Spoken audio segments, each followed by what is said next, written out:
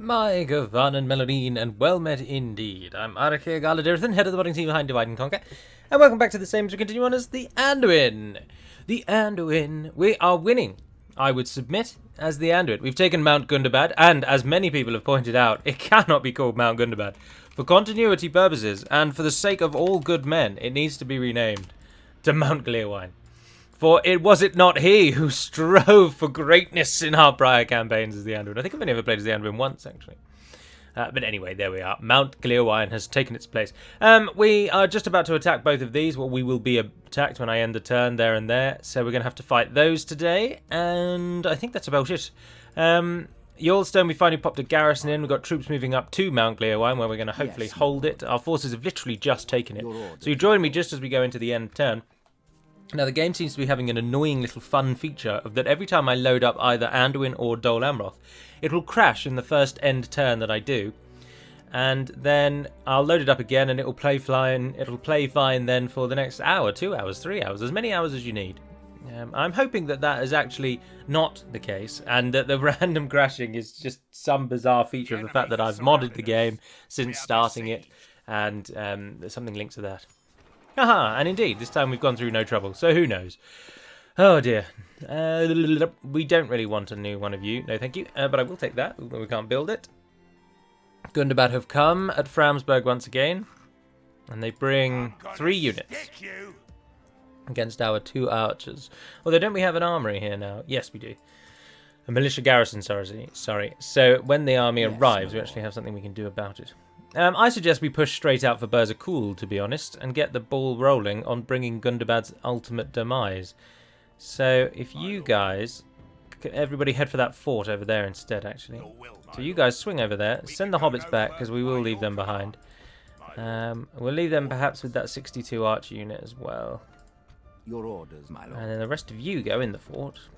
So we leave a small little garrison there. Yes, my lord. You're heading for the fort. Fastred's heading for the fort. You're heading for the fort. Everyone's heading for the fort. And Mount Gleerwine likes us because we wiped out the entire population.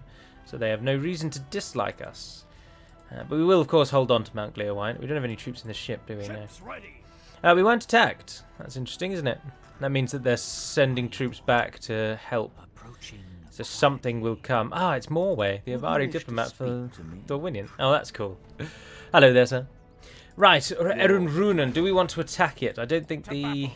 Ah, no, yes, of course, because look, they're only standing 1 tile to our south, so yes, they're involved. So if we attack to Gog, then we might as well do that, to be honest. That reinforcing army will then be present, but they've got to rush to the city, so we can catch them off guard and win a nice, simple, easy battle. And we get to then actually see the battle map as well, which is always nice. Muster your courage, men! It's an elven one, I believe. Now, the elven ones, are they elven on the battle map? Yes, I think they are elven on the battle map. So it will actually be a wonderful little elven city.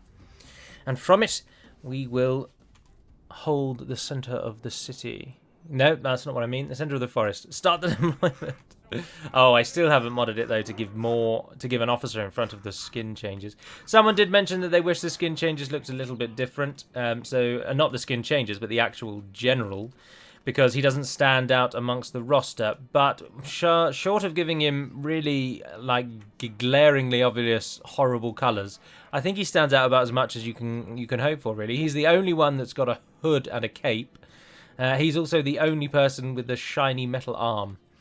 And given that there are only, let's be honest, there are only 26 of them, including him, I don't think it's all that troublesome. But we can't just give him a bright white cape, because that just won't work at all. So you'll have to put up with him as he is there. Right, now we attacked the city, and the reinforcements are coming in from down here. And as I say, we want to get them before they get to the city, and then we'll attack from this side as well. So bring the ram round, but then ignore it. And line up our copious archer companies, and we shall just rain furious hell down upon the coming enemy. This is arguably a better army than the one that currently took Mount Gleerwine. And would send them out to harass. The enemy are bringing in they're coming in the corner instead. That's alright, I'll take corners as well. You're coming in all the way over there, so plenty of time to manoeuvre. So I don't know if they're going to go for the right-hand side gate or this one on the left. But in any event, we'll just send everyone over. You probably don't even need to run, actually, now that I think about it. Because they are very, very far away. And we've got some units to go and harass them as well. So you guys, let's do it. Get a jiggy jog on. Now the AI will not leave the town centre, so the defenders won't come out to assist these people, which helps us to some degree, because they could come and attack us in the back and nullify a number of our archers if they catch us unwary when we're not looking, which would be an excellent achievement for them. But they won't do that. They'll stay inside the town and wait till we smash the gate down. Now, something I'm not sure I actually mentioned, but I've just scrolled the mouse there, and I can hear this horrible mouse wheel. But somebody mentioned in the episode the other day, when I paused and made no noise just to try and let you all listen to the horrible mouse wheel sound, that actually it didn't come through. So I think I'm pleased to say that I finally found a happy medium with the microphone, whereby it will now actually give the sound quality that one expects with the microphone of this value. Which is a very minor point, but it's just something I wanted to mention. How many of our javelin troops killed? 2%. Our archers are getting into position finally, so they will be in place when the enemy arrives. The enemy looks like they are going for more of a leftward-leaning trajectory, so we'll pull the melee forces over a little bit. Because obviously they're just going for the squares, so they can either go through that gate or that gate, as I'm sure you are all aware, and they've chosen to go for the one on the left-hand side. Now, we don't want to charge the cavalry in until we've really pinned the enemy down, because cavalry doesn't generally do very well when enemy units are moving like this, and they always just catch them at the back, and it always doesn't really work. But then, having said that, Mirkwood Goblins are such a pathetically awful unit that we can charge into them without fear of only killing a few. No, you're going to need to run up there, actually. The battle is very How many much did in you our get? favor. Quite a few. Victory will be ours.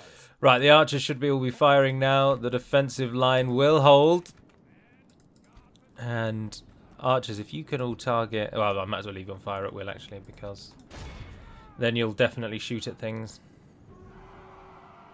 Another excellent charge. We've got a unit shaken. Now, they won't stop to fight. They will stop to fight once melee is joined, but they won't actually stop and try and shoot us or anything like that. This is one of the most annoying little bugs. If anybody knows of a way to fix this behaviour, it would be one of the key things I would look to include in the mod. They have lost half their Because men. the reinforcing AI to a city just do not do anything other than beeline for the square, and it completely ruins their ability. It's time to press As you can see, we've basically just won the entire battle with almost no losses, purely because the AI has run straight through.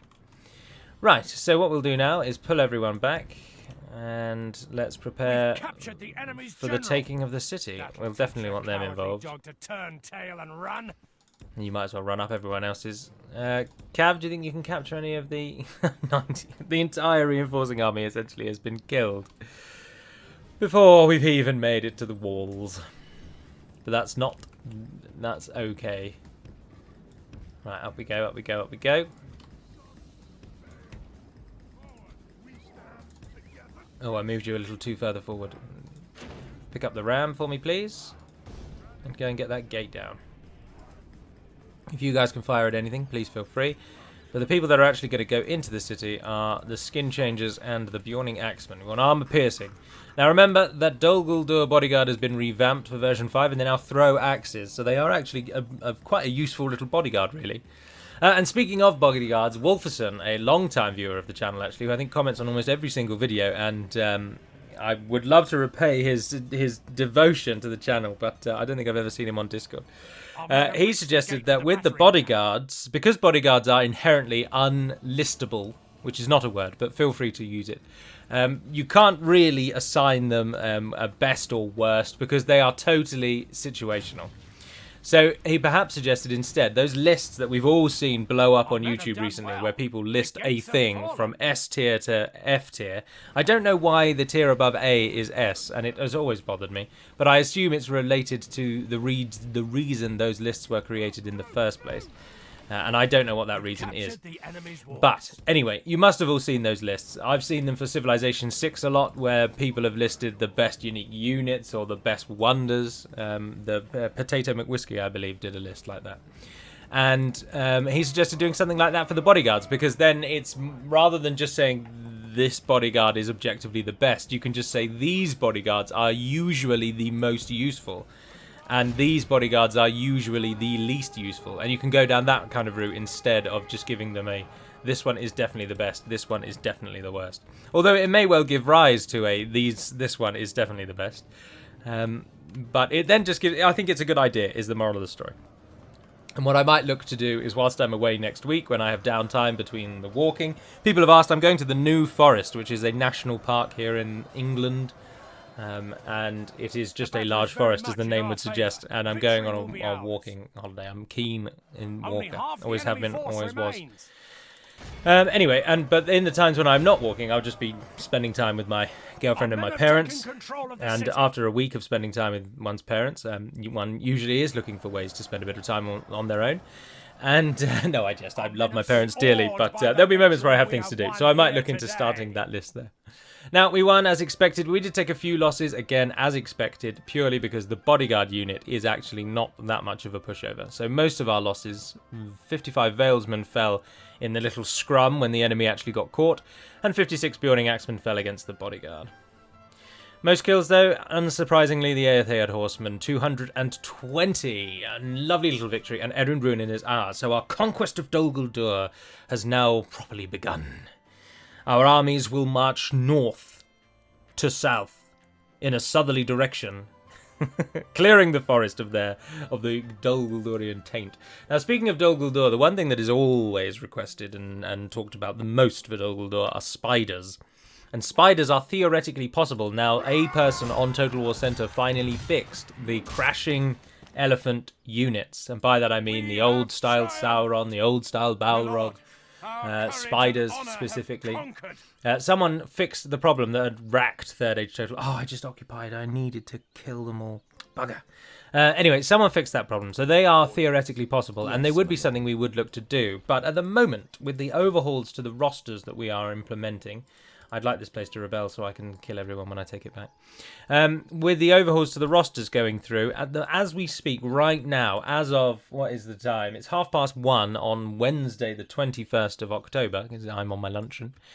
As of right now, there is one free unit slot in the mod. Now, we can, of course, cut some units and merge some units, and I'm sure this video will now have about 3 or 4 comments of people saying, hey, you should get rid of this unit. But... we aren't looking to cut anything if we can absolutely help it. So until it's absolutely necessary, we won't cut anything. But the question then remains, are spiders worth it more than certain other units? And we'll have a discussion about that way after all the overhauls are done. Anyway, Runan should hopefully rebel. Burrage, we can't do anything there. We need them to attack us. Which I had hoped their general would do, but he appears to not believe his strength surpasses our own. I believe we'll be attacked at Framsburg at the end of this turn, so we'll have to fight that. But otherwise, I think that's about it. Financially, we are actually doing relatively well as our regions expand. Edunrunen, obviously, notwithstanding. Most of these buildings are going to be destroyed, but they are all, apart from that one, useful to us. Oh, speaking of, actually, someone said Gleerwine had a pit building that wasn't useful, but no, I'm sure I checked everything. Oh, Brawler's Hall, yes, there we are. Sorry, I thought that building was this building, and my brain just instantly wrote it off, even though it saw that same building twice. Obviously, it's not the same building, hence why it worked. Right, and let's end the turn and attack Gundabad then in Framsburg, or defend against. I'm thoroughly enjoying playing Divide and Conquer, and if my channel's ongoing and continued success possibly isn't the word. But if the channel's continued engagement is maybe a better word, continues, then you're all enjoying Divide and Conquer as well. I recently saw that the Great Book of Grudges, the YouTube channel, did a video on will we ever get a Lord of the Rings Total War, an official Lord of the Rings Total War.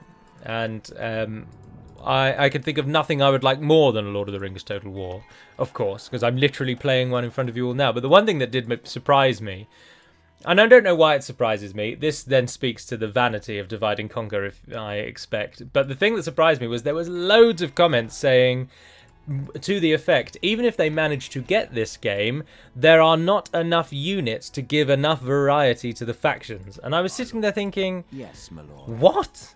What? Just because you think an elven unit could only have a sword and a spear and a shield does not mean that we can't just make up units that work. And it did make me... It wasn't that I was looking at it and thinking, have these people not heard of Third Age Total War or Divide and Conquer? Because that wasn't it. But it was more just along the lines of, Do these people so lacking in imagination that they can only think of an elven swordman, an elven spearman, and an elven archer? Like 4 elven units. Woo! Like, we can easily think up better elven units. Ah, look, they haven't attacked us. How many turns have we got? 4. That's annoying. But the army now is actually ready to go, so we'll besiege Berserkle while we're at it. Berserkle is a difficult battle map to take, but they haven't got very many troops, so I'm hoping... well, they've got almost no troops, so it won't be difficult for this army, but normally, if they had a garrison, it would be a tough one. But Lord of the Rings is actually a remarkably easy universe to create units for. Very, very easy. You can just pluck names out of thin air. Like, there's so... particularly for the elves, you could have so many honor guard style units, like named after places in the First Age. So like Nargothrond honor guard, or just anything like that, and then make them a slightly elite version. I'm surprised people think there can't be variety. Anyway, we were attacked, and despite the power of Glewine, I'm not sure he alone is going to be able to take all of that on. So what we are going to do is... I want to run away, but then I think that army can attack me again. And so I'm tempted to auto so that we lose and he pulls back.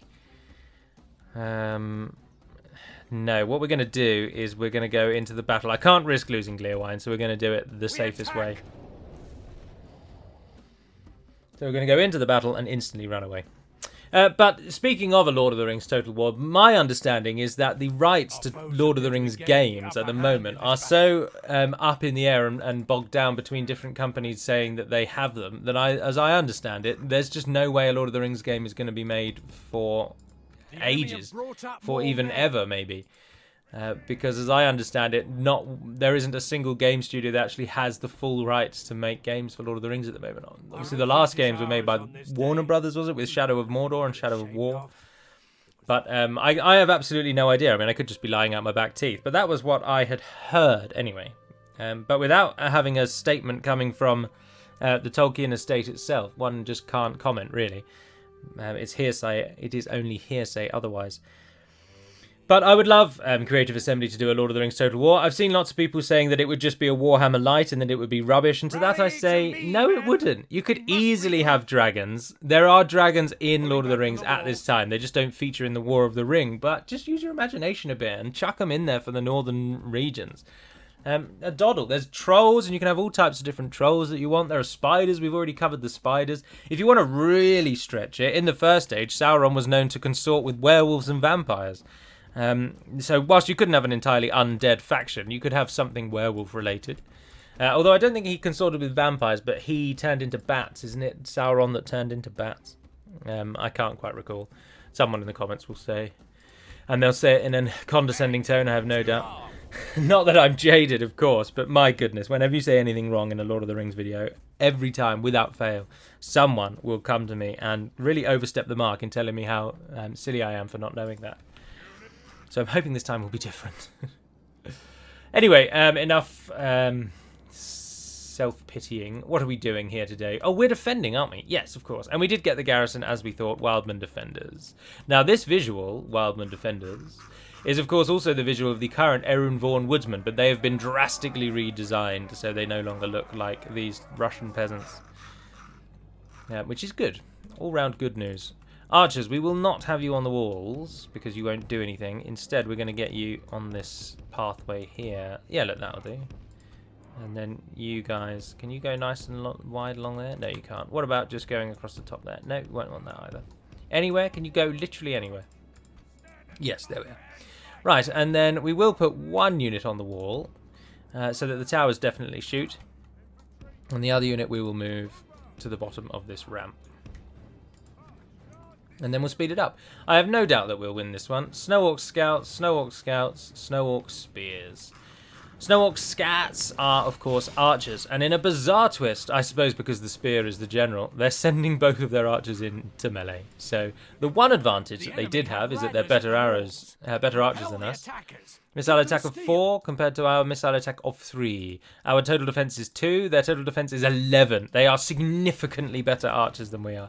And they've decided to eschew their arrows, or their archery prowess, for death. Because they're just going to flop onto this wall and die. How many of them already left? There are only Battle 30 seems to on be there. swinging in our favour.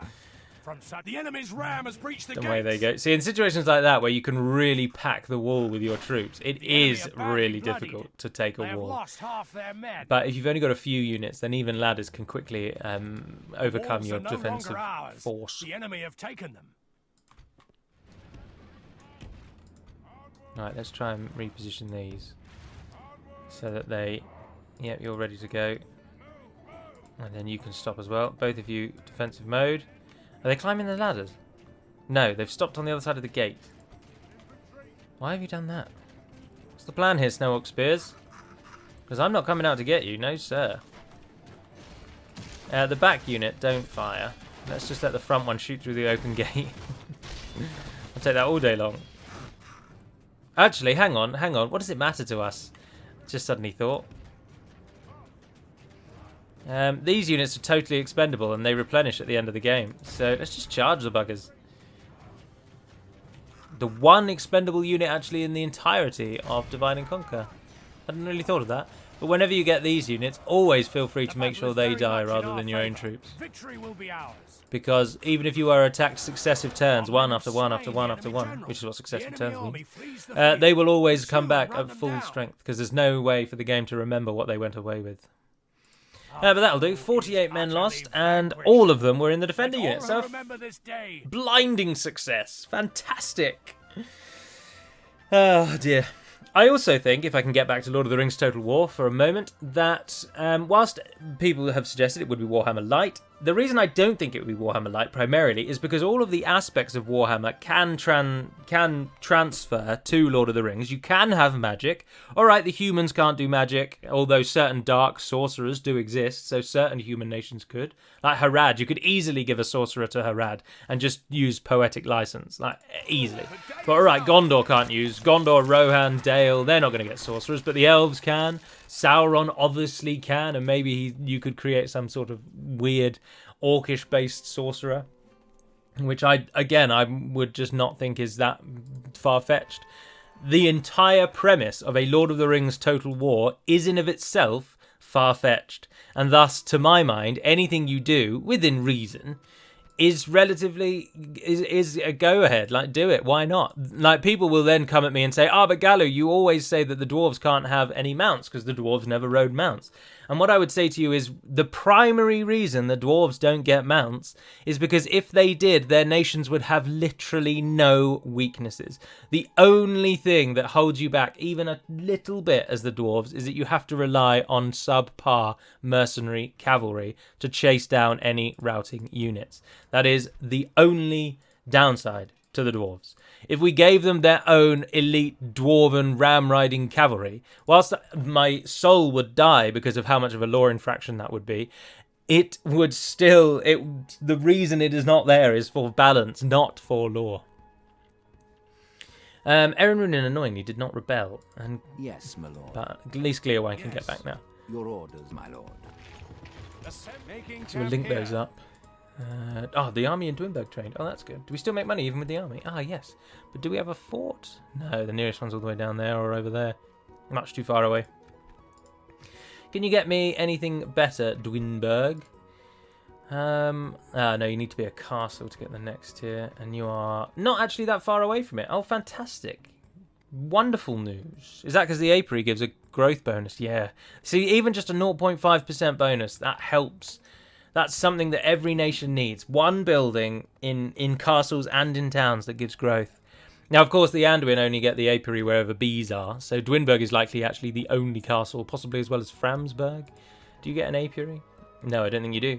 So Dwinberg is likely the only castle that actually gets that growth bonus for the Anduin, but still, it's useful. What are we doing then? Oh, Framsberg is a castle though, isn't it? And the needs an Elder's Hall. And where are we with the castle halls? Oh, it's the very next one. So if we were to build that, we could then get Elite Aetheod, which I would very much welcome. We also need to keep our eyes... we need to keep our head in the game as to the mountain watchtowers. And if we can sneak a couple more of them through to try and get a few more points towards that, so that we can upgrade our cities and towns when the time comes. But otherwise we can end the turn. speaking of the sort of lore infractions, the one thing that I try not to do at all with any units we add to the mod or anything we add to the mod, the general rule or the golden rule I've always taken is that if Tolkien said it, then it has to be so. If Tolkien did not say it, then there is scope to do it. So, the Aradanaim are a fantastic example of this. Tolkien writes that the Númenóreans had colonies to the south of Umbar. That is where his information on those colonies then stopped. So we know there were, at one time, colonies to the south of Umbar. We don't know if they survived into the Third Age. We don't know what became of them. We don't know if they even have Númenóreans in them. But because we don't know those things, there is then a gap there to supplant your own lore and create your own fan fiction. However, the dwarves are a fantastic example of the other way. Tolkien explicitly said that dwarves do not ride mounts if they can help it. And indeed, they don't really ride mounts ever. They much prefer their own 2 feet. And it is almost unheard of that they would ride to war on beasts. And that is therefore a rule that you can follow. That's a universe rule. So to break that is to directly go against the law. But to introduce the Aradanaim is just to expand on an unknown aspect of the law. And that is where I think that subtle yet quite important difference lies. And that's what we use in Divide and Conquer. We take great advantage of that. And I trust you can all agree with our methodology. Or at least begrudgingly accept it. Gundabad aren't bothered that we're attacking Berzikul. I think they're pretty much done and dusted, to be honest. And we did lose Odin, as you say, and the garrison is now much bigger than it was. 2 units of Shadow Rangers and fighters, but bizarrely it didn't join Dol Guldur, so it's got a garrison of almost purely elite evil units, but it didn't go back to Dol Guldur. But that is possibly because it has a 59% elven population, and it has a no % Northmen or Middlemen. Now remember, we are Northmen, so we're after the green and blue symbol, and Erun Runen has no Northmen, or a minor percentage. Enethauer, I think, has a bigger Northman, yeah. But again, elves are the predominant cultures in these places. I could really do with some sight as well, actually. Fenelm. You just gained the ability to train more units, didn't you? So how many free upkeep does that give? 2. Oh, fantastic. Take another unit of hobbits then. And I'll take those units as well, actually, as I can. And just while that's going on, Folkred, if you could just pop out and build me some towers, because I can't see anything. Vigil over the lands. So let's go now. I don't expect we're going to be attacked anywhere down here. Oh, and the Lower Gladden is currently rebel. Oh, that's interesting. That's very interesting. I wonder if that's something we could capitalise on. Goblin Town is gaining a touch Northman, but I think we will go with Mountain Watchtowers for now. And then have you got a slave pit already? Yes, you have. Fantastic. So we can get some free upkeep when the time comes. Outside of that... Oh, we kept our horse breeders. Or did we rebuild the horse breeder? Can't recall. But we should probably go for a muster ground. Goblin Town is a money maker, though, predominantly, actually. Let's start with a simple grain exchange once the towers. Remember that Mountain Watchtowers are an economic building first and foremost, and they only get better as it goes up. Where are they? Mountain Defences. So the start, the Watchtowers is 50 in tradable goods, then 150 and a better increase in tradable goods, and then 250 and a growth bonus, until finally the Mountain Hold. But the Mountain Hold is built after you have already got to the upgrade point. So that one needs the upgraded towns. Or it needs, in castles, it needs the largest castle, which you can't get until you've completed the script, if you will, in inverted commas. So that one is just is a reward for having brought the Anduin up to the present and modernised them enough to be able to upgrade their towns and things. I plan to just besiege Berzikul for the 8 turns. I don't really want to assault it. Although, actually, no, I'd like to show off the battle map, and the campaign's going a little easier than we first thought, so I probably will assault it. But I will end the turn once again, and then call it a day after that. I'd love to hear your thoughts on Lord of the Rings Total War. Not whether or not they can actually do it, because I think we can all agree that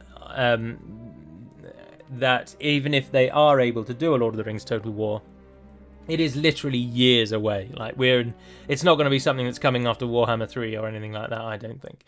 But I'd eager to hear your thoughts on how you think a real... if you imagine Lord of the Rings being able to be done in the Warhammer or Warscape engine, is it called? What kinds of things do you think wouldn't work very well, and why or why not would Lord of the Rings work as a Total War game in that engine and in that kind of setting. I'd be very eager to hear your thoughts on that. But until we do speak again, I am going to end it there. So, look, our allies from the north. Oh, I say allies, we're not allied to them. Where's our diplomat? Your orders. Radagast, you pot-smoking weirdo. Go and talk to them and give them get an alliance. No, we No, cannot agree. they don't Another want that. proposition. Do you want map info and map info? No, you don't. It's Let's demanding. not Not take even this interested. until we meet again. Jesus. Oh, why does everyone hate alliances? Did I even get an alliance with Thranduil in the end? No, I didn't. So it's likely that he's going to be attacking us at some point, probably as well. And look, we don't even have sight range in Bjorn's woods. Ridiculous. Anyway, for now, that's all. So thank you very much for watching. And until we speak again, Navarre den Perimer Melonin. And farewell.